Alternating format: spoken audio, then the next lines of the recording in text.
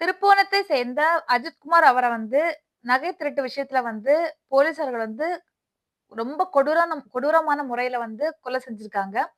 இதுல 5 பேர வந்து அரெஸ்ட் பண்ணி விசாரிச்சுட்டு இருக்காங்க. இதுல 6வதாவும் ஒரு ஆள வந்து அக்யூஸ் பண்ணுங்க. அவங்கள கூடிய சீக்கிரத்துல ரிமைண்ட் பண்ணுவாங்கன்ட்டு எதிர்பார்க்கிறோம் அப்படின்னு சொல்லியிருக்காங்க. இந்த டைம்ல இவர வந்து அடிச்சத எல்லாத்தையுமே வீடியோ எடுத்தது சத்தீஸ்வரன் சொல்லி ஒருத்தர். அவருக்கு வந்து பாதுகாப்பு குடுக்க வேண்டிய அதாவது அவர் வந்து எவ்வளவு தைரியமா வந்து சொல்ல வந்தேன். என்ன பார்த்துட்டு நெறைய இளைஞர்கள் வந்து சாட்சி சொல்ல வந்தாங்க. பட் இப்ப வந்து அவங்க பயங்கரமா பயந்து போய் உட்கார்ந்துருக்காங்க. ஏன்னா ரிப்போர்ட்டர்ஸ் இது பத்திரிக்கைக்காரர்கள் வந்து மறுபடியும் போய் கேட்கும்போது, அவங்களுக்கு ஏதாச்சும் ஆபத்து வந்துருமோ அப்படின்னு சொல்லிட்டு ரொம்ப பயப்படுறாங்க. தயவு செஞ்சு அவங்களுக்கு வந்து பாதுகாப்பு குடுங்க.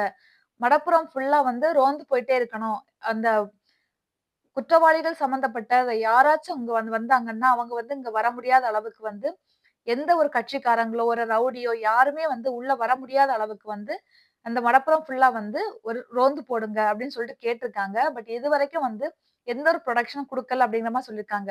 அந்த சத்தீஸ்வரன் அப்படிங்கிறவர் என்ன சொல்றாருன்னா, "நான் வந்து எதுக்குமே பயப்படல. எனக்கு என்ன ஆனாலும் பரவாயில்ல. நான் வந்து தைரியமா சாட்சி சொல்லுவேன்.